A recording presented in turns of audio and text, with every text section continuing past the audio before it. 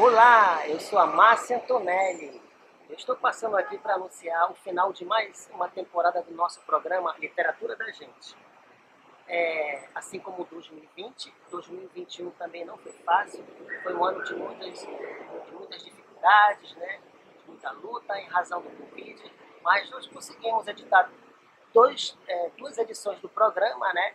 Literatura da Gente, levando até vocês os novos valores da nossa literatura local e também os nomes dos grandes escritores já renomados que também passaram pelo programa, né? E agradecendo a audiência de vocês, né, a participação de vocês que de fato fizeram a audiência do programa. E eu queria aqui também fazer uma homenagem a duas pessoas que partiram, né, desse plano, que foi o Lavoisier Franco, o cantor da noite, que levava alegria aos bares de Manaus, com seu repertório do Raul Seixas, né? E também o Emanuel Santana, que era um espectador do programa, acompanhava o programa e também que era um leitor e era um grande incentivador da nossa arte. Então fica aqui as nossas homenagens, a minha homenagem, a homenagem da equipe, né? E aguardo vocês para o ano, se Deus quiser, a gente volta com a terceira temporada do programa, trazendo muitas novidades. E fiquem com a última entrevista do programa, né? Que é a entrevista com o Márcio Souza, um dos grandes expoentes, um dos grandes representantes da nossa literatura local. Tá bom? Fica aqui um afago, um abraço, um cheiro da Márcia Antonelli. Feliz 2022. Aguardo vocês o ano que vem. Beijos!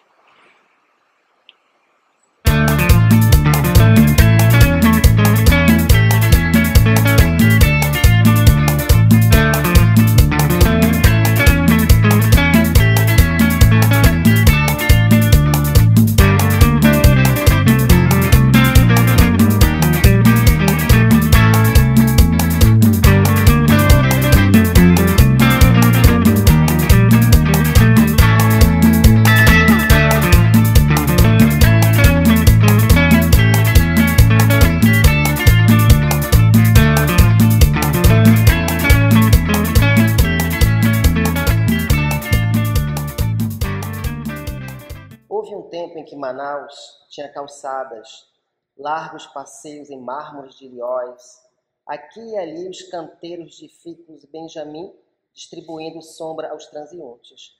Não há mais calçadas, caminha-se quase sempre numa terra de ninguém, entre o esgoto a céu aberto e a pista de trânsito. Uma cidade onde o tecido urbano foi destruído e não há uma rua, uma artéria intacta. Atravessa-se a cidade e tem-se a impressão de que quase todas as edificações estão inacabadas.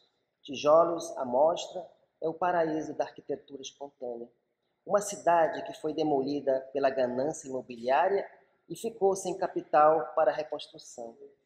O terremoto do milagre econômico varreu do mapa a orgulhosa capital dos barões do látex. Mudou o original traçado urbano geométrico pelos labirintos medievais das ocupações e pôs no lugar dos palacetes o tabique, o cimento vermelho e a grade de ferro, as fachadas de ladrilho de banheiro, o caldo dos trópicos, a alegria da agonia. Manaus é a cidade mais odiada do mundo. Não fosse assim, não a teriam enfeiado tanto, apagado com requintes de crueldade os seus traços arte nouveau, suas linhas cartesianas desafiando os trópicos, pensadas por homens que, se não a amavam, pelo menos sabiam o que é uma cidade, o que é conviver numa cidade. Manaus é odiada talvez por não cumprir com o que promete. Engana as gentes das barrancas, os inocentes dos rios. Olá, gente, eu sou a Márcia Antonelli, começando por aqui o seu Literatura da Gente, o seu programa de literatura. Lembrando que sempre aos domingos, a partir das 10 horas da manhã, você vai lá no nosso canal no YouTube, comentem, deem aquele like assim, e se inscrevam, são vocês que fazem a audiência do programa Literatura da Gente. E o programa do Literatura da Gente tem a honra, a alegria, a satisfação de receber aqui o romancista e escritor Márcio Souza. Seja muito bem-vindo, Márcio Muito Souza, no obrigado. nosso programa. Márcio Souza, eu comecei lendo a introdução desse livro aqui, A Caligrafia de Deus, que é um livro de contos, são 5 contos. E, para ser franca, foi a porta de entrada para eu começar a ler, para eu adentrar no teu, né, universo ficcional do Márcio Souza, Certo. né? E esse livro aqui, Márcio, você iniciou com esse gênero, o conto? Foi seu primeiro livro, Não, assim? meu Como primeiro foi? livro é Conta um um pouquinho. romance. Aliás, o meu primeiro livro é uma coletânea de ensaios sobre cinema. Uhum, Eu fui crítico de cinema aqui. certo. Numa época, imagina, os jornais Uhum, pagavam o crítico de cinema. Eu era funcionário primeiro do Trabalhista, a ditadura empastelou e fechou o Trabalhista. perfeito. E depois eu fui para o O Jornal. Uhum, E lá eu tinha carteira assinada, como no Trabalhista, onde eu escrevia os filmes que eu assistia aqui em Manaus. Manaus tinha uma programação de cinema fantástica. uhum, Passava filmes do mundo todo, literalmente. perfeito. Passava até filme americano. Uhum, Né? Hoje, se cinema, projeção fosse em 3D ou realista, uhum, os cinemas seriam inundados por golfadas de sangue, né? É certo. só violência hoje, tá? Uhum, Mas naquela época nós tínhamos o melhor do qualidade. cinema mundial. Uhum. Filmes de Né? Então eu qualidade, comecei né? com a qualidade, filmes brasileiros, filmes latino-americanos, argentinos, mexicanos, filmes franceses, italianos, filmes eh, ingleses, filmes da Europa Central, Certo. filmes do Oriente, tínhamos filmes da Índia que projetados nos cinemas. Basicamente, na Eduardo Ribeiro tinham 2 cinemas, que era o que eu mais frequentava, perto de casa, que era o Cine Odeon Sim, bem, perfeito. e o Cine Avenida.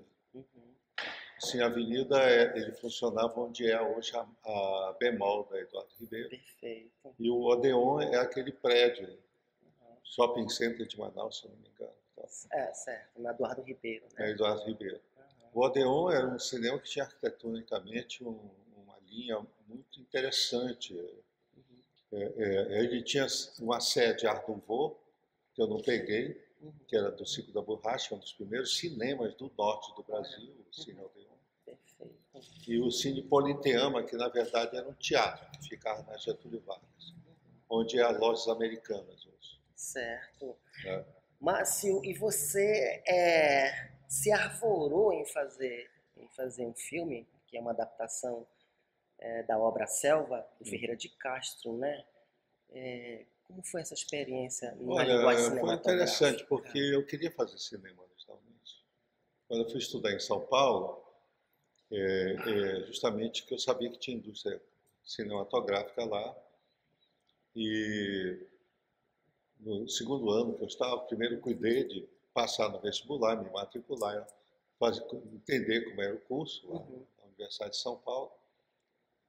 Então eu consegui um emprego numa produtora de cinema e eu fui trabalhar lá como roteirista. Né? E o trabalho de roteiro era muito intenso, pagavam bem, o salário perfeito. era bom, Uhum, mas eu tinha que escrever um roteiro por semana. Nem todos os meus roteiros foram filmados. uhum, Mas provavelmente eu escrevi os roteiros dos piores filmes da história do cinema brasileiro. Comédias caipiras, filmes de cangaceiro rodado em Itu, em São Paulo, essas perfeito. coisas. Mas foi um aprendizado para mim, Uhum, para futuramente me tornar um escritor, porque os dois proprietários, os dois empresários, o Alfredo Paulo Galante, o Alfredo Palacios e o Antônio Paulo Galante, eles eram duas pessoas, eram associados, muito amigos, mas muito diferentes. O Alfredo Palacios ele era um intelectual.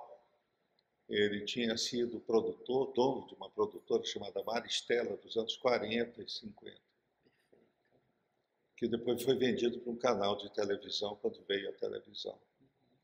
E o Galante, ele era técnico, ele não era um intelectual, ele era técnico na área, ele era eletricista e iluminador de cinema. Perfeito. Então eram dois profissionais da área.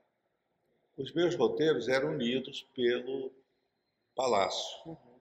que era uma pessoa que conhecia literatura, lia, e comentava e contava tudo para o Galante. Ele ouvia as leituras e tal.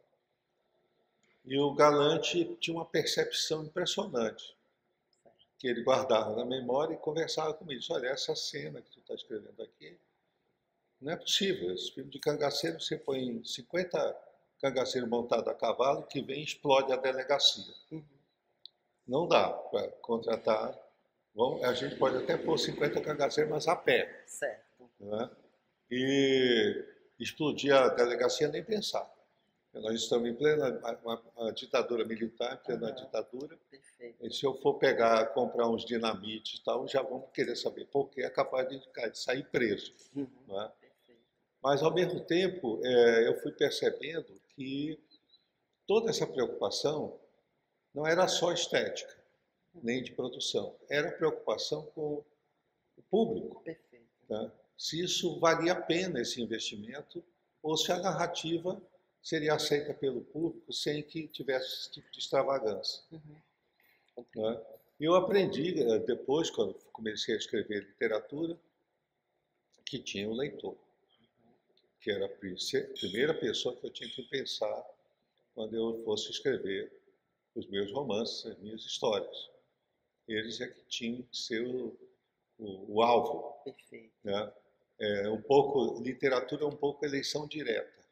Ou o leitor te elege, ou você vai para o balatal, como se dizia antigamente. Certo. Não é? Então, foi um aprendizado muito bom para mim, trabalhar na produtora Servicine.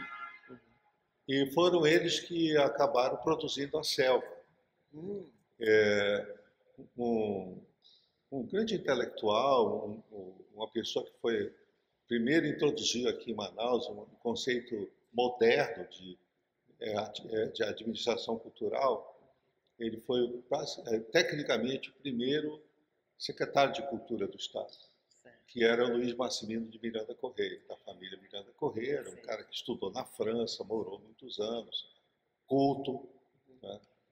Escrevia, tem um dos melhores ensaios sobre os trabalhadores dos seringais, né? É um estudo muito bem feito, muito bem pesquisado, bem escrito. O Luiz queria fazer cinema. E no período de férias que eu estava aqui, ele me perguntou se eu queria dirigir a adaptação cinematográfica do romance do Ferreira de Castro, A Selva. Ele tinha convidado Carlos Diegues, Cacá Diegues. Perfeito. Mas o Cacá estava lutando há um ou 2 anos, coisa assim, para ter a produção feita por uma produção francesa, com recursos, tal, do que ele queria fazer. Sim. Ele ia rodar Joana Francesa, com a Angèle Maubourg. E naquele ano saiu a produção. Certo. Ele conseguiu a produção. Então ele não podia fazer o filme, e ele ficou sem um diretor, o Luiz. E se ele não fizesse naquele ano, ele perdia os direitos autorais que ele tinha pago, tinha um prazo de produção. Perfeitamente. E aí ele me convidou, eu conversei com os 2 produtores lá de São Paulo, eu precisava de uma produtora, já trabalhava lá, e eles toparam. E o filme foi feito, não tinha cinema aqui na época, produção de cinema, era uma coisa muito usada, né? Antiga, precária, né? Muito amadora, câmeras 16 ou de 8 milímetros, tal. Tem coisas muito interessantes dessa época. Certo. Aí eu fui a São Paulo, tal, preparei a equipe, viemos para cá. O filme custou $500 mil. Ele não foi uma produção privada, não tem nem um centavo governamental. Sim. Até porque na época já tinha a Embrafilmes, mas como era uma produção paulista, a Embrafilmes só produzia filmes no Rio de Janeiro. Então, mas não houve problema nenhum. E eles entraram com a parte da equipe, lá de São Paulo, e o Luiz com o resto do dinheiro, né? Negativos, câmeras, né? E eu comecei a rodar. Bom, eu tinha feito alguns trabalhos em equipe lá, em produção, nas férias escolares, quando eu não vinha para cá, mas eu não tinha a menor experiência de Sim. produção cinematográfica. E o filme é um filme correto, ganhou alguns prêmios que me surpreendeu. Por exemplo, a Ana Maria Silva, que fazia uma personagem, ela ganhou o prêmio de melhor coadjuvante no Festival de Gramado. Não é? E ela entra e sai e muda no filme, ela não fala uma palavra. Só a presença dela, que é uma presença silenciosa mesmo. Que ela faz a esposa do guarda-livros do Seringal. Né? Certo. Então, o resultado do filme, hoje eu estou começando a me acostumar com o filme, mas Perfeito. inicialmente não foi o que eu queria fazer. Isso que eu ia te perguntar. Não foi Ficou satisfeito com do meu o resultado agrado, do filme? inclusive porque já durante a filmagem e quando eu fui para São Paulo para terminar o filme, na sala de montagem, eu percebi que não entendia nada de Amazônia, não sabia nada. Sim. Porque você pode nascer e crescer aqui em Manaus e não saber nada. Né? Você sai daqui, vai para o aeroporto, pega o avião, vai para São Paulo, para vir para Miami, para Paris, onde você quiser. Mas, especialmente nessa época, Certo. não é? Você não sabia nada. Eu já tinha começado, aí quando cheguei em São Paulo, que fui estudar, eu já estava estudando, aí percebi também que eu já tinha, mas não tão grave o problema de não saber nada sobre a sua própria terra. Porque lá meus colegas tinham uma visão da Amazônia, das cobras sucuriju passeando pela Eduardo Ribeiro, né, os jacarés nadando nos rios aqui. Enfim, é aquela visão exótica, né, os índios. Os índios transitando, né? Transitando, com as flechas, a luz e tal. E me perguntando, eu não sabia nada. Não, Manaus só vai uma cidade igual a outra. Né? E era uma cidade. A cidade da minha infância era uma cidade com uma estrutura urbana, né? Era pobre, mas bem conservada. Sim. Em boa parte da minha infância, nos anos 50, não tinha luz elétrica aqui. Bem bucólica, né, Manaus? Né? Bucólica não, difícil a vida, né? Os funcionalismos, ficou o Estado devendo o funcionalismo público quase 6 anos. Quando o Plínio Coelho assumiu, que começou a reformular, foi a primeira vez que ele criou impostos. Não tinha imposto aqui, os comerciantes faturavam o que queriam. Ele criou o imposto e, ao mesmo tempo, ele negociou com o governo federal, porque o governo federal devia uma indenização vultosa para o Estado do Amazonas, pela tomada de um pedaço do Estado do Amazonas quando foi criado o território do Acre. E eles pagaram, com esse dinheiro, o Plínio Coelho, ele atualizou o salário dos funcionários públicos. E era estranho sair dos jornais. Pagamento hoje das letras, que eram por letras, F, G, H, e o atrasado de 1944. Agora, Márcio, me responde uma coisa. Quando é que a literatura, de fato, entrou na tua vida? Olha, nós tínhamos aqui meus colegas, as amigas, colegas, tal. Nós sempre fomos muito leitores. Nós tínhamos aqui na Henrique Martins, na quadra da Eduardo Ribeiro, na primeira quadra, depois de quando você atravessar aqui para esse lado, tinham 4 livrarias ali. Tinham outras livrarias, mas essas eram as melhores. Né? E as 2 melhores eram que estavam do lado direito de quem entrava na Henrique Martins. A primeira era a livraria escolar e a segunda a livraria acadêmica. A livraria acadêmica ela era rica em literatura. Por sinal, como nós tínhamos um grupo de 20, 25 jovens, entre moças e rapazes, a gente comprava os livros. Então, quando ia sair um livro, a gente lia no Jornal do Brasil, no Correio da Manhã, ou no Estado de São Paulo, que tinha saído um livro assim no Rio de São Paulo, a gente ia lá com o dono da livraria, que era um português, disse, olha, peça esse livro. Ele pedia logo 10, 20 exemplares que ele sabia que ia vender todos, porque a gente ia lá e comprava. Então, essa era a livraria escolar. A outra, aliás, a acadêmica. A escolar, que era logo a primeira, ela era rica em revistas do mundo todo. Que a gente adorava ir lá para ver as novidades. Como nós não podíamos comprar tudo que a gente queria, a gente dividia. Então eu pedia para o professor Renan Freitas Pinto, Renan, esse mês você compra o Cahiers du Cinéma, que eu vou comprar o Newsweek. E aí a fulana a Sônia Vieira vai comprar o Nouvel Observateur. Então a gente ia o Marinho, Joaquim Marinho. A gente ia lendo. Sim. Até porque na escola nós tínhamos aprendido inglês, francês, espanhol, grego, clássico e latim. Na escola que a gente tinha. Então a gente conseguia ler em várias línguas. E aprimoramos lendo essas revistas em língua estrangeira. Essas livrarias sumiram, né? Não existem mais. Você tem a Saraiva hoje, tem a Nacional, que é a mais antiga atualmente. Resistente ainda, né? Que é resistente. Resistência, né? Então, era a leitura era uma coisa crucial para a gente. Perfeitamente. Né? Nesse período, eu tive uma leitura muito selecionada. Eu comecei a ler literatura inglesa. Quais autores, assim? Aí foi lendo da literatura inglesa, li muito Graham Greene. Perfeito. Autores mais antigos, Charles Dickens, né? Aldous Huxley, enfim, eram os escritores. Manaus também era uma cidade que tinha visitas célebres. Um dia eu saí do cinema à Avenida e encontrei na saída os dois filhos do Dr. Djalma, que eram meus colegas no Dom Bosco. Perfeito. Aí eles disseram, vamos aqui, que era aqui na Rua da Instalação, que o Dr. Djalma tinha a clínica dele.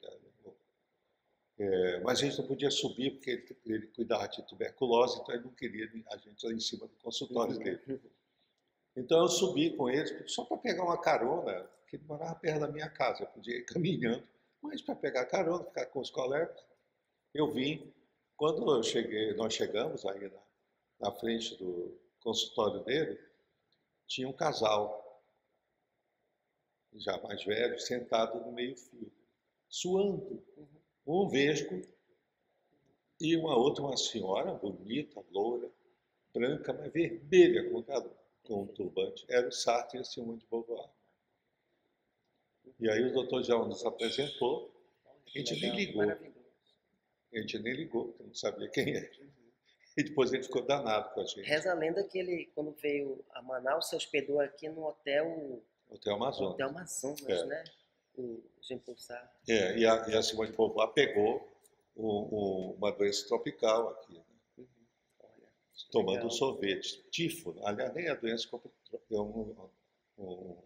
uma doença grave, né? Certo. Ela tomou um sorvete em frente, uma sorveteria que tinha em frente ao Hotel Amazonas, e a doença se manifestou em Recife, quando eles iam pegar um voo de volta. Maravilha. Mas ela escreve no segundo volume, na Força das Choses, né? Sobre o siglo da história, que é o título em português. Ela fala do Gilberto Mestrinho. É engraçadíssimo. Realmente o existencialismo não entendia nada de populismo baré, né? Perfeito. Mas considerou ele um governador progressista. Ele era muito sedutor, né, o Mestrinho. Inclusive, Márcio, você tem uma obra que eu tive o privilégio de ler, que é a Irresistível Ascensão do Porto Chico. Eu achei aquilo ali maravilhoso, hilário. Ri muito, ri demais. Porque uma das tuas características latentes é a questão política, a questão do histórico e a ironia, né? A sátira, muito presente nas teu escrito, inclusive em outros também, claro, mas esse aqui A Irresistível Ascensão do Botucuxi foi, assim, não Foi o esqueço livro, mais. Foi o segundo livro que eu li. eu não vendo nada aqui em Manaus. Aqui é pouquíssimos livros, porque hoje o índice de leitura aqui é da região norte da Amazônia, especialmente Manaus e no estado do Amazonas, é baixíssimo. Sim. É um dos piores índices do Brasil e só o Paraguai tem um índice, não é pior, mas é que chega perto daqui. Uhum. Nessa época, não. A Amazônia, Manaus, o Amazonas, tinha um índice de leitura melhor do que a de São Paulo. Uhum. Entende?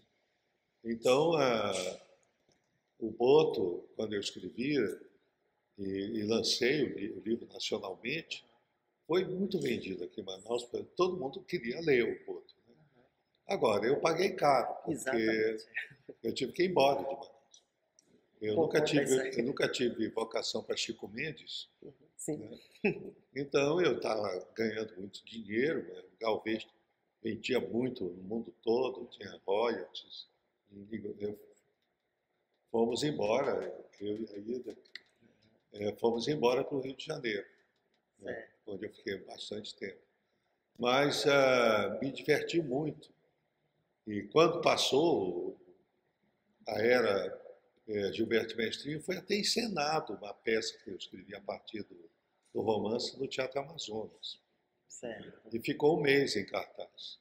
Eu não dirigi, eu estava no Rio dirigindo outra peça, mas o Márcio Aurélio, um grande diretor paulista, fez a direção.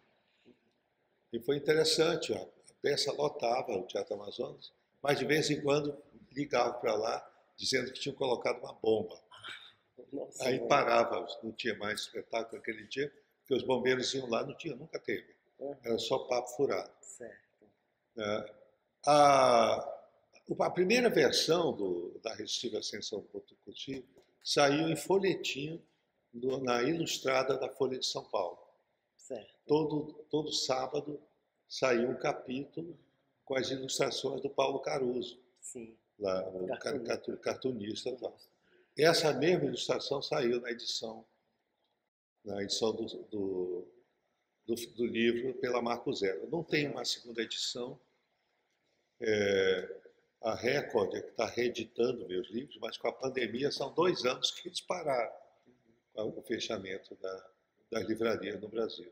Perfeitamente. Márcio Souza, como é que tu vê assim as tuas obras literárias adaptadas assim, né, para televisão, né? No caso, o Médio Maria, que foi uma das obras que foi adaptada para Rede Globo, não foi? É a Rede Globo, isso é. Como é que você vê essas tuas obras? Tem outras obras também, como o Galvez, Imperador do Acre, que sofreu essa adaptação aqui, quadrinhos também, né? Importante mostrar aqui, ó. Lindo, eu gostei, maravilhoso. Uma edição da Secretaria de Cultura do Pará. Esse rapaz, que é de uma família tradicional lá, desenhista, ele hoje trabalha na maior empresa, a maior editora de história de quadrinhos de comics do mundo, que é a Dargaud, em Paris. Quando eles viram esse livro, convidaram ele para ir. Maravilha, olha. A mãe dele é professora de literatura lá da Universidade Federal do Pará. E o Médio Maria, tu ficaste satisfeito? Muito satisfeito com a produção Uhum. de qualidade, reconstrução de época, a preocupação, o elenco de primeira. Né? Eu não consegui seguir a minissérie toda, porque na época eu estava ensaiando no Teatro Experimental do Sesc, né? Na hora que passava. Eu consegui, porque eles nunca lançaram como DVD, ou já reprisaram algumas vezes, passou em vários países, mas eu não cheguei a ver. Eu tenho em casa, que eu peguei pirata aí da rede da internet, né? 4 ou 5 capítulos. Certo. O trailer em inglês e 4 ou 5 capítulos. E também estive lá no Projac, porque eles filmaram os interiores todos lá no Rio de Janeiro. Certo. As externas em Rondônia e também no interior de São Paulo, onde eles encontraram uma ferrovia lá, os trens que eram exatamente iguais à Média Maria e aos vagões e tal. Certo. Quando eu tinha 8 anos, meu pai era sindicalista ali, de sindical subversivo, fazia. Eu não sei que subversão ele foi fazer lá em Guaiará-Mirim. E aí nós fomos para Porto Velho, de navio, né, de barco daqui. E de lá pegamos a Madeira Mamoré até Guaiará-Mirim. Tivemos que atravessar de canoa, porque ela parava na margem, ainda dentro do território brasileiro. Aí ficamos lá uns 2 dias, lá em Guajará-Mirim, e depois voltamos. Então, o que eu me lembro, a gente é criança, lembra de coisas seletivas. Perfeito. Que nós saímos do vagão onde nós estávamos sentados na poltrona, era muito chique o trem, que eu me lembro, né? Bem antigo, do estilo antigo, né? Não é os trens de hoje, moderno, mas os assentos todos de couro, né? Tinha muita gente também, passageiro. E então, na hora do almoço, meu pai me pegou, levantamos e atravessamos um vagão vazio de carga. Ele estava todo com as janelas fechadas, mas tinha frechas que entrava o sol, muito sol mesmo, ali no caminho. Já estávamos chegando em Porto Velho. Só que o vagão estava lotado de enormes tartarugas viradas, que iam ser vendidos em Porto Velho. Aí chegamos no vagão restaurante, almoçamos. Tinha assim, os talheres, baixelas, copos, tudo de alta qualidade. Né? E depois, quando eu comecei a pesquisar o romance, eu fui lá no Museu da Ferrovia. Não tinha nada de documento, só pedaços de coisa. E eu perguntei pelos talheres, os copos. Aí o velhinho lá, que tinha trabalhado na estrada, me disse, não temos isso. Essas coisas você encontra na casa dos militares reformados, lá na Tijuca. Porque foi o exército que acabou com a estrada. E a explicação que é dada, oficial, de que ela foi à falência, porque a borracha acabou. Mas ela não era feita para transportar borracha, não. A Madeira Mamoré tinha muitos vagões para transporte de carga, era feito para transportar de Guajará-Mirim até Porto Velho, onde pegava os navios de grande calado, o comércio exterior da Bolívia, que não acabou, continuou. O único produto que a Bolívia exportava nessa época era o estanho, que continua sendo a grande produção. Mas por um porto no Chile. E aí é a mesma coisa, que a Bolívia não tem nenhum porto. Tem até um episódio de Virgem Maria, que conta uma briga política lá e o ditador de plantão se liga do cônsul, do embaixador da Inglaterra, amarrando o macaco nas costas dele, tirando a roupa dele e fazendo ele destilar muito por La Paz. Quando contam isso para a Rainha Vitória, ela perguntou onde é que fica a Bolívia. Aí os ministros vão lá e apontam no terrestre. É aqui, ó, fica a Bolívia. Ela pega o pincel com tinta, vai e faz um X em cima da Bolívia. A Bolívia não existe mais. Bolívia no longer existe. E isso botava no romance. Não sei se você lembra, mas fazia parte da coisa. Me deu muito trabalho esse romance. Quanto tempo para escrever esse? Uns 2 anos. Quando eu trabalho no livro, a minha formação é de ciência social. Então, uma das coisas que eu aprendi na Universidade de São Paulo era fichar, fazer ficha, pesquisar e fichar o que interessa. E eu faço isso quando estou escrevendo, porque eu não estou chutando, porque eu falo aqui, se for aqui, com esse livro. Eu não entendia nada da medicina tropical, especialmente na época. Né? Não entendia nada da construção ferroviária. Então, na época também. Então, o que eu consegui.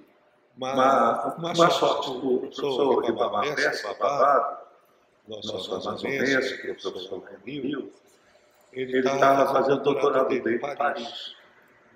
E, pesquisando a Biblioteca Nacional de Paris, ele assinou, pôs o número errado, já era todo informatizado. O endereço errado. Então veio um documento que ele não tinha pedido. Só que ele foi ver, esse documento era um relatório de uma empresa francesa que tinha concorrido na licitação para construir a ferrovia Madeira Mamoré, tinha perdido o sindicato Facap. E nesse relatório, eles contavam todas as condições da licitação, todos os fatos. Daí que eu peguei tudo para revelar, porque tem duas selvas aqui. A selva amazônica e a selva da política brasileira no Rio de Janeiro, no Palácio do Catete. Né? Então, os trabalhos todos, o levantamento, a história de onde vieram os trabalhadores do mundo todo, por que os alemães saíram, quando, de onde saíram, tudo isso eu fui levantando com as minhas pesquisas. Né? Mas sempre é ficção, trabalhando com ficção. Você mistura a ficção com a realidade. Com a realidade, né? para dar verossimilhança. Exatamente. Né? Então, eu, por exemplo, eu disse, precisa de uma mulher nessa história. Não pode ter só homens nessa história. Certo. Mas não tem nenhuma história de uma mulher que é trabalhadora lá. Não é? Nem cozinheira, não tinha, só homem. Entendi. Então, eu tinha que explicar também a questão do comércio boliviano nas 19 corredeiras, que eles tinham prejuízos enormes. Hoje já melhorou um pouco e a Dilma fez o favor de acabar com as corredeiras, fazendo aquela hidrelétrica que expulsou um monte de índios. Perfeitamente. Márcio Souza, permita-me, curiosidade minha, né?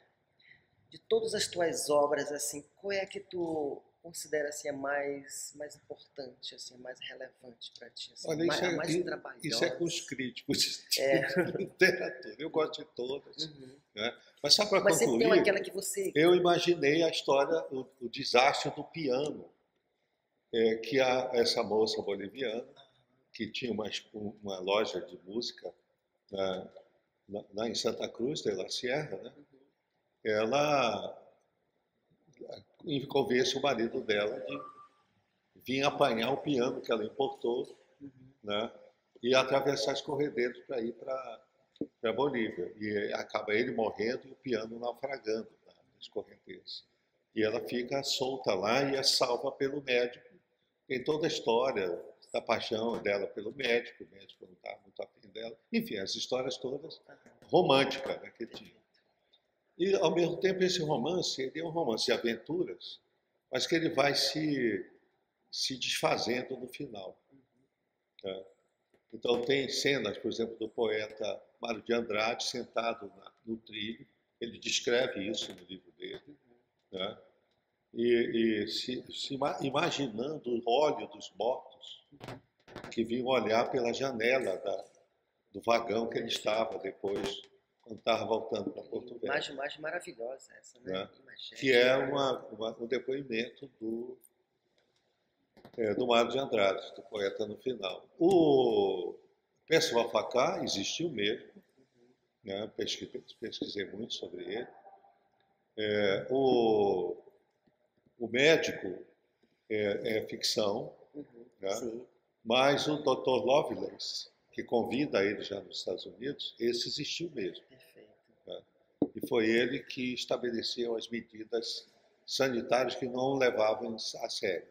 Só quando alguns sanitaristas brasileiros chegaram lá e obrigaram, né, para diminuir o número de mortes. Já havia remédios para malária, a cloroquina, por exemplo, já existia. Sim. Só que não era para Covid, era para malária mesmo. Certo.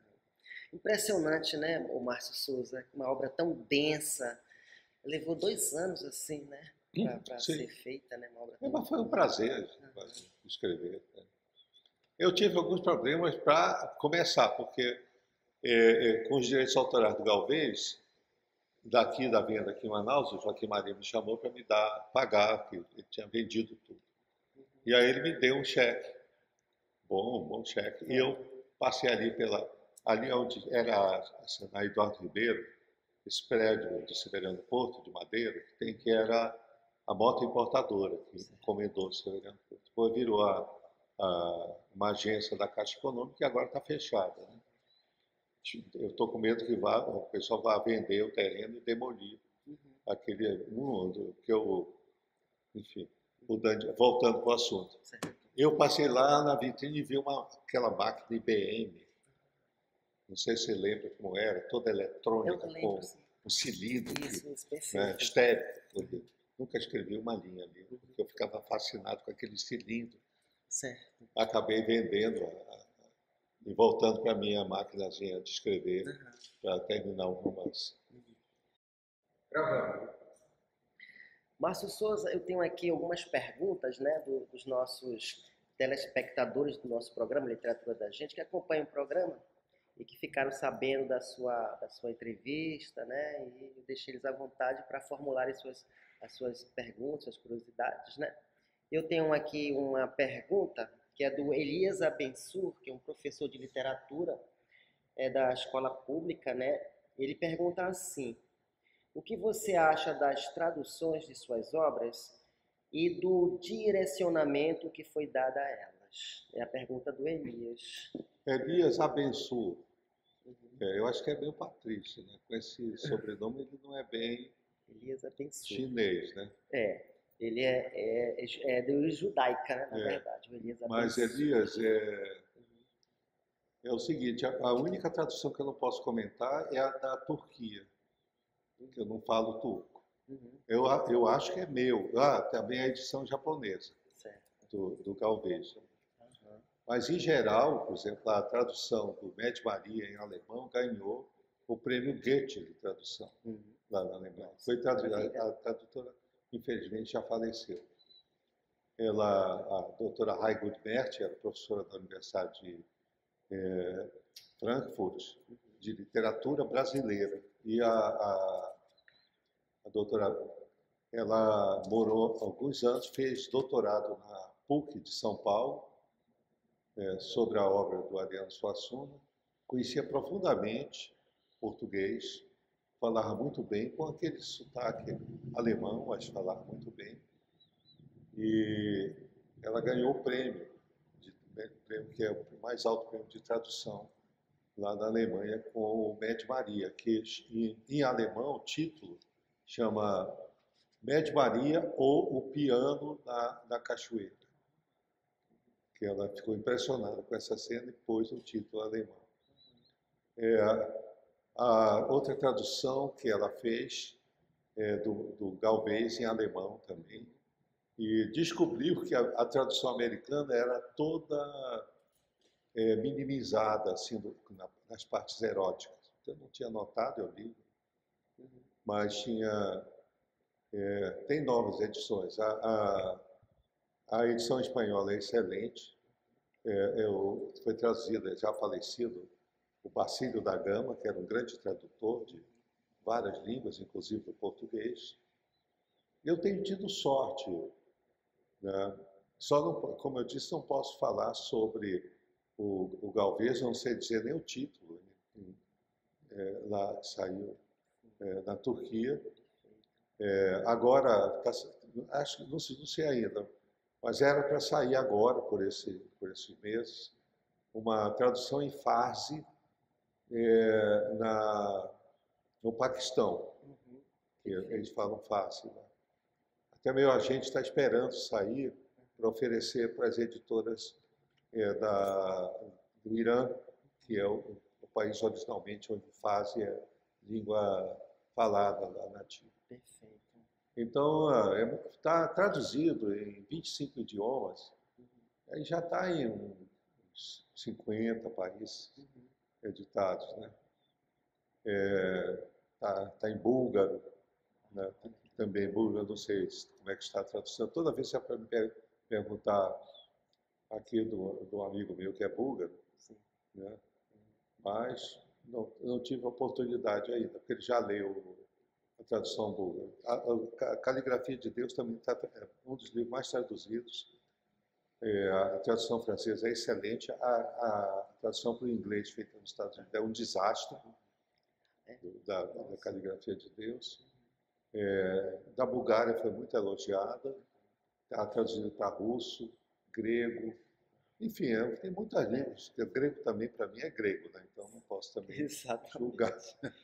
Ô Márcio, tem uma outra pergunta aqui do José Polari, que é um jornalista e escritor também, um romancista, né?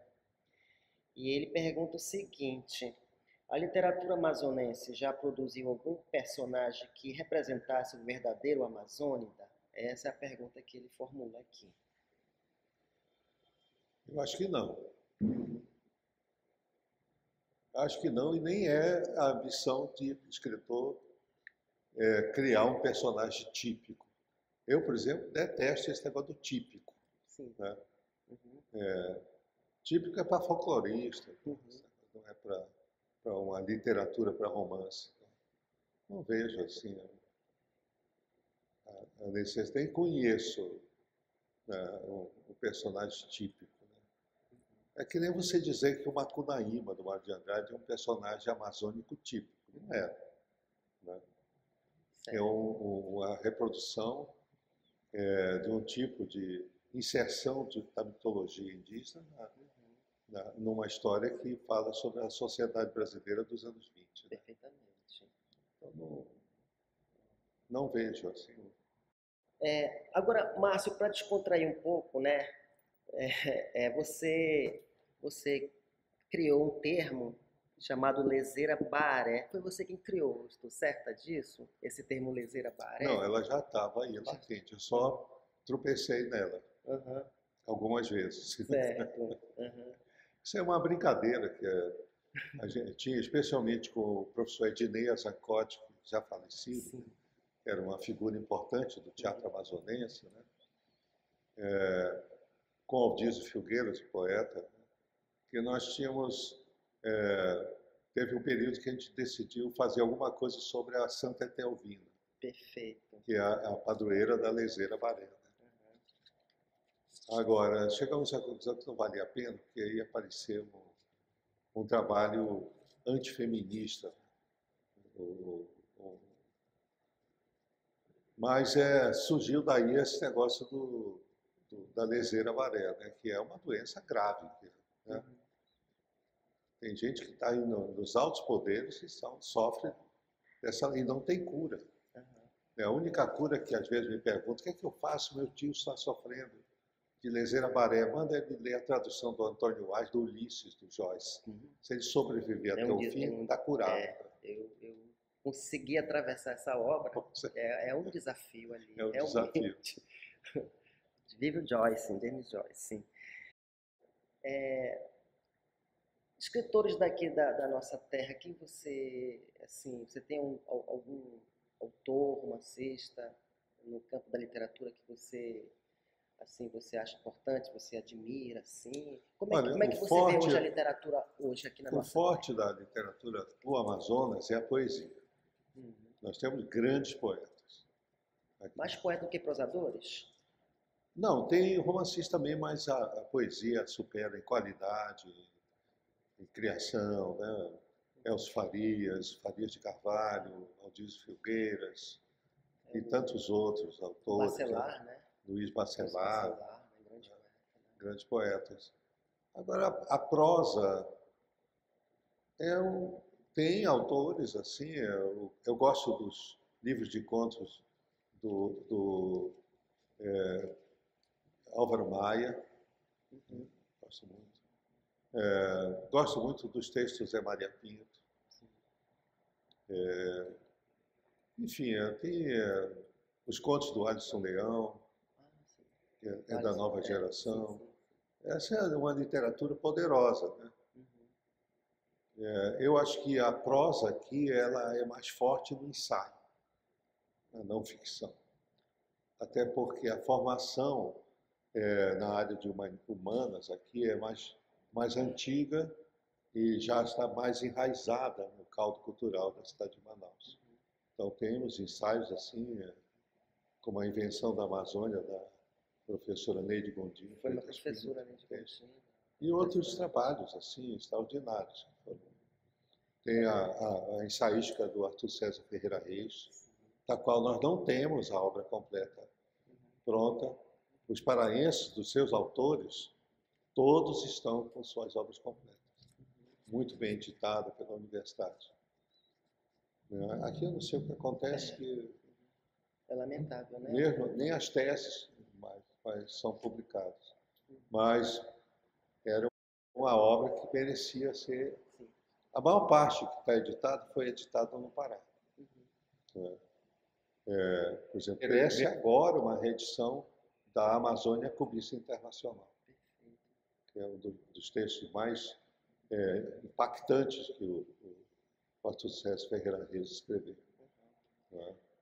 Mas a ensaística, ela tem uma presença bem maior de profundidade, de qualidade, e melhorou ainda mais as técnicas com o surgimento da UFAM, né? Com as ciências humanas. Perfeitamente.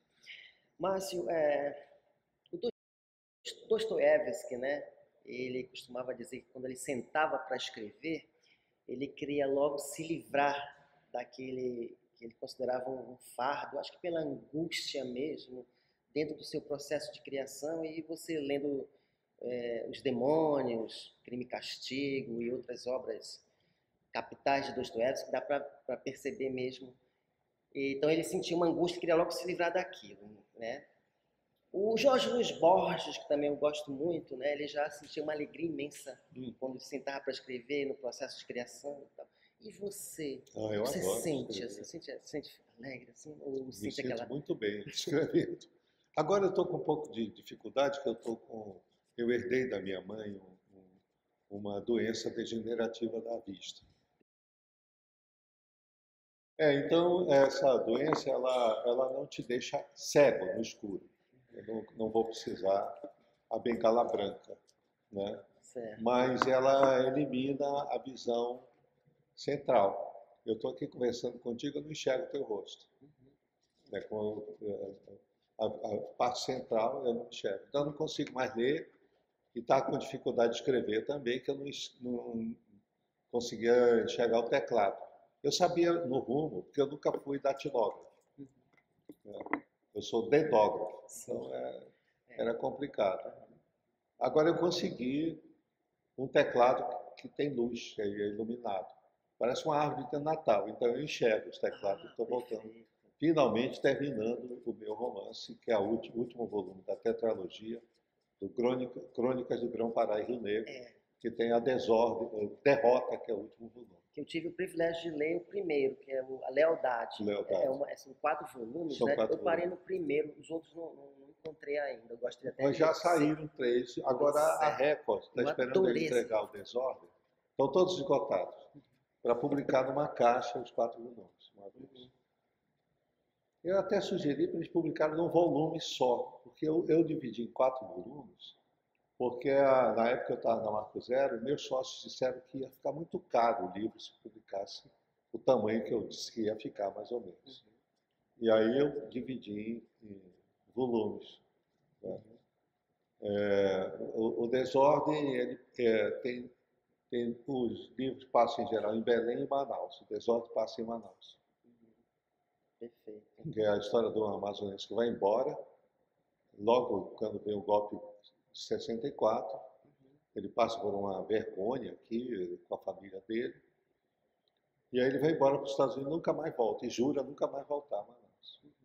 Aí quando é agora, já no século XXI, é a Universidade Estadual,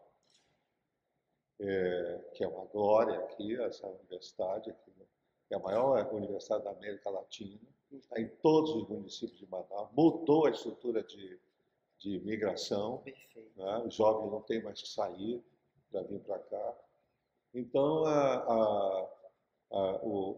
esse jovem, esse já professor idoso, é convidado a voltar a Manaus para fazer uma palestra, ele é brasilianista, sobre a cabanagem, sobre o Grão-Pará. E aí ele acaba aceitando, ele já estava viúvo, não tinha mais tem uma filha e tal.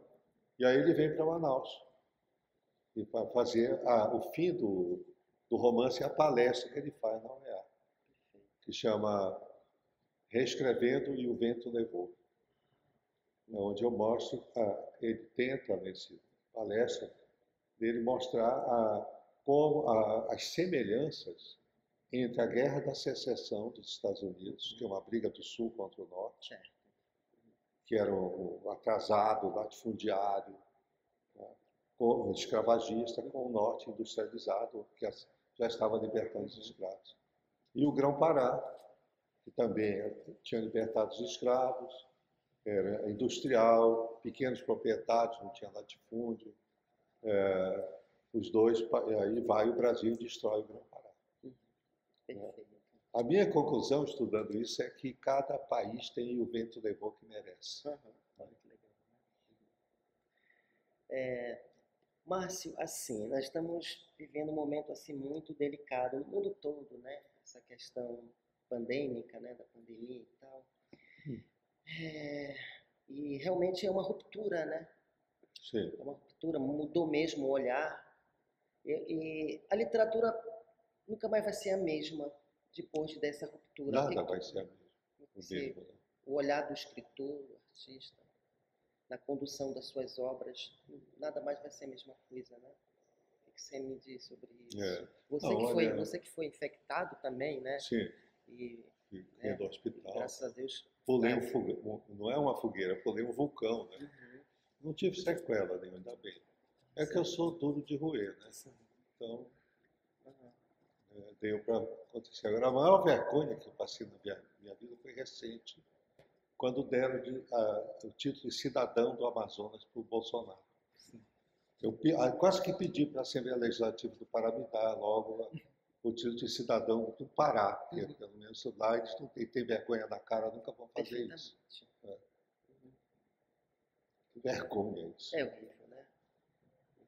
Esse momento que nós estamos passando no âmbito político, né? Márcio, fala um pouco dessa tua experiência como editor e diretor da editora Marco Zero, né? Foi uma experiência muito rápida, uns 2 ou 3 anos. Editei vários livros pela Marco Zero. Fui parte de um problema que ocorreu aí durante o final da ditadura, que levou à crise no mercado editorial brasileiro. Minha editora, que era a Civilização Brasileira, a mais importante editora brasileira do século XX, ela sofreu um desgaste brutal com a ditadura e as proibições de livros já editados com dinheiro investido. Então, eu estava conversando com os amigos e eles me falaram, nós vamos abrir uma editora aqui no Rio, se quiseres vir. Então, acabei indo como sócio, acabei editando A Ordem do Dia, o primeiro livro que eu publiquei pela Marco Zero, que é uma sátira à ditadura militar. E a editora ficou alguns meses no Rio de Janeiro. Depois começou o governo Collor, né? E isso, aquela situação toda, inflação alta e tal, nós decidimos sair do Rio e ir para São Paulo. Foi o que deu sobrevida à editora. A editora era uma editora pequena. Nós líamos todos os livros que eram para ser editados. Cada dia da semana era um que recebia o livro. Né? E tinha que ler até o final da semana para a gente poder decidir a negociação com os autores. Mas também nós anualmente frequentávamos a Feira do Livro de Frankfurt, para ver as novidades e também literatura de países que normalmente não chegavam no Brasil. Certo. E é muito divertido, porque, em geral, esses autores eram muito baratos. E com isso a gente conseguiu, por exemplo, o primeiro livro traduzido fora do Canadá, da Margaret Atwood, foi com nós que editamos. depois fomos editando os outros, inclusive a história da Aya, Exatamente. da minissérie, que transformou ela num best-seller mundial. Romance distópico, não é? O romance que nós traduzimos é muito engraçado, chama Madame Oráculo. Né? Que ela tem um senso de humor. Né? A Margaret é uma figura, ela pessoalmente. E lá eu fui participar de eu tinha um programa lá no Canadá que era leituras de escritores. Eu tinha acabado de lançar o Médio Maria, eu fui lá. E você escolhia trechos, um pedaço em português e aí o resto da tradução em inglês. Perfeito. Você lia no palco de um cinema lá, no Porto Antigo de Toronto, que eles transformaram num espaço cultural. Então, a Secretaria de Cultura lá da cidade funcionava lá. Enfim, tinha uma série de eventos, coisas que aconteciam. Tinha essa leitura que era com autores do mundo todo.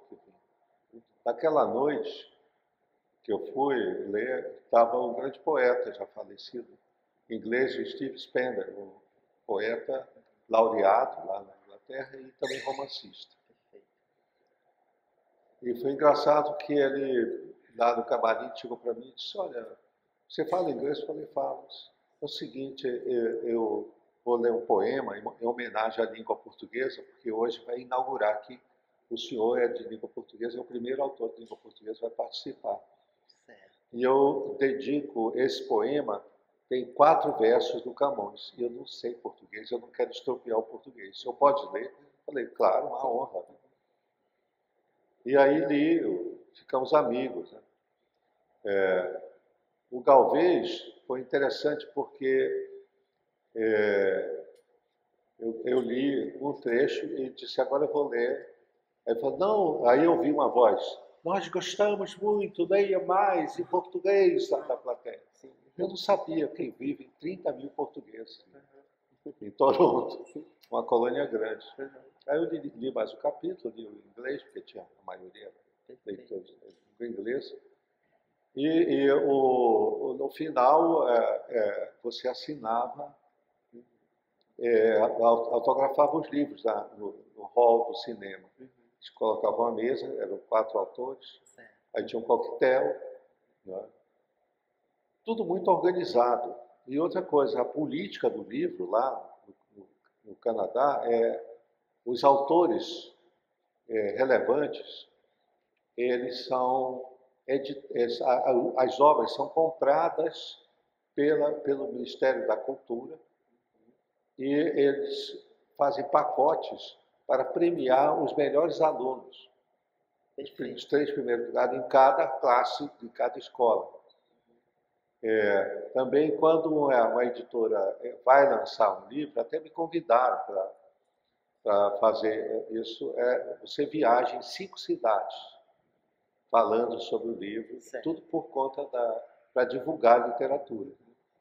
Eu estava conversando com a Margaret Atwood, aí eu falei: não, amor, Margaret, você não tem que reclamar, porque você escreve em inglês. A maioria dos países onde tem mercado editorial, você nem precisa ser traduzido. Ela falou: parece fácil. Agora pensa o seguinte, eu estou na vitrine com o meu livro, acaba de lançar aqui na vitrine de uma livraria de Toronto. Aí, 3 dias depois, chega um best-seller americano. Tira o meu livro e põe um best-seller americano. Porque está em inglês, não precisa traduzir.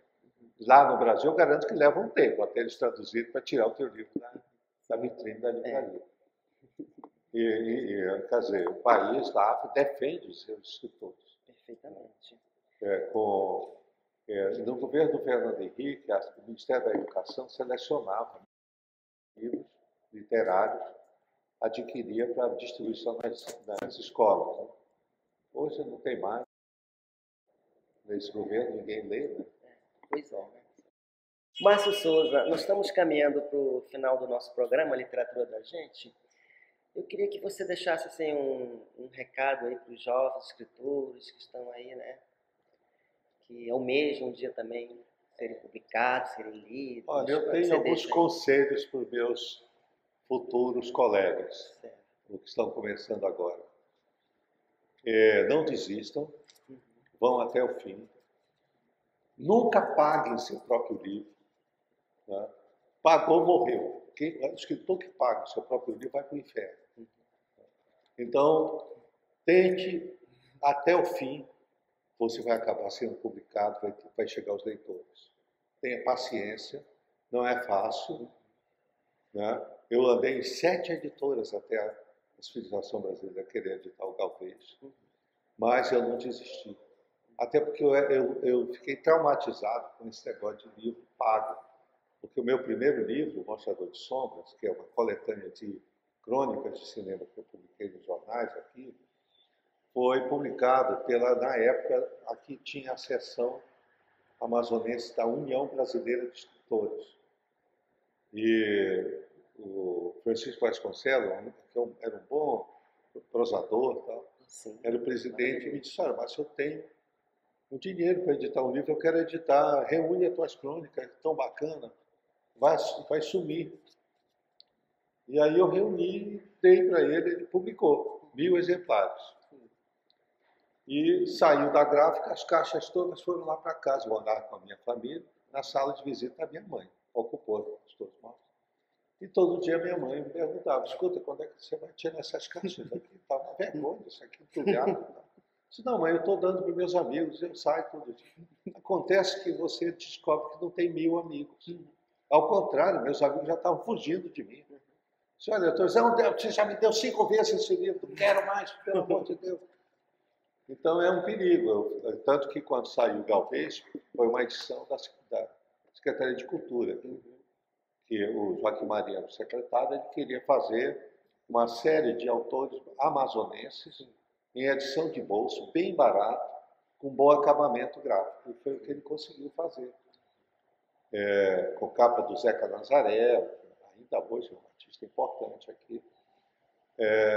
E publicou Tufik, o Luiz Bacelar, Farias de Carvalho, Paulo Jacó, todos os escritores importantes e poetas aqui, e o Aldir Figueiras com a Malária e outras canções malignas, que é uma obra... É maravilhoso. O Aldir é um poeta, uma referência. E o Galvez, Imperador do Acre. E a primeira coisa que eu falei para o Joaquim: olha, você pode publicar, mas não quero nenhum exemplo lá em casa. Se eu precisar, vou lá e pego, para dar para alguém, para você pede para autografar, mas eu não quero nada. Porque para me livrar daqueles 1000 exemplares, é mais fácil pegar, matar uma pessoa, cortar em pedacinho, pôr no correio, se livrou do cadáver. Agora, não sei se no flagrante, mas do cadáver. Márcio Souza, suas considerações finais aí. Estamos encerrando o programa. Não, eu quero primeiro agradecer a oportunidade de falar, né, e dizer que nós precisamos de leitores. Escritor não escreve para o vazio. Os escritores escrevem para os leitores. Tentem, pelo menos, começar um livro. Se o escritor é chato, tudo bem, pode pôr em cima da mesa de cabeceira e nunca mais abrir. Mas tente, porque, em geral, você vai descobrir um mundo completamente novo, você vai mudar, vai se transformar para melhor, muitas vezes, nem sempre, né? Porque esse mundo é muito cruel. Mas o livro, como toda arte, ele muda a tua alma, te dá mais esperança, né? Te dá mais crença no futuro da humanidade, que é para isso que existem os artistas trabalhando, às vezes contra os próprios fatos. Muito obrigada, viu, Eu que agradeço pela sua participação. Eu, em nome da equipe, que entrevista maravilhosa. Foi uma honra recebê-lo. Muito obrigado.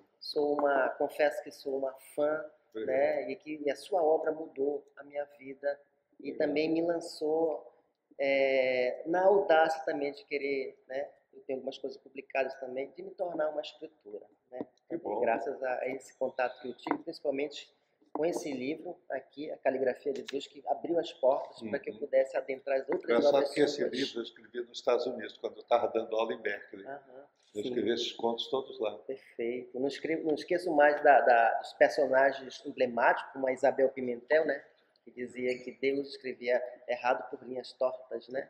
Certo. Não, certo por linhas tortas. Era a mãe dela que falava. Mãe, exatamente. Lá no Alto Rio Negro. Uhum. Tem histórias, agora um amigo meu estava lendo e me ligou umas gargalhadas com um francês que compra um barco. Um pobre diabo, né? Que é contado por vários fofoqueiros do bairro de Aparecida. Perfeitamente, lindo. O Manaus está aqui. Então, gente, ficamos por aqui, o nosso Literatura da Gente. Não esqueçam, sempre aos domingos, a partir das 10 horas, você vai lá no YouTube, no nosso canal, se inscrevam, comentem, deem aquele like assim, assim ou assim. São vocês que fazem a audiência do programa Literatura da Gente. Fica aqui meu carinho, meu afago e um beijo da Márcia Antonelli.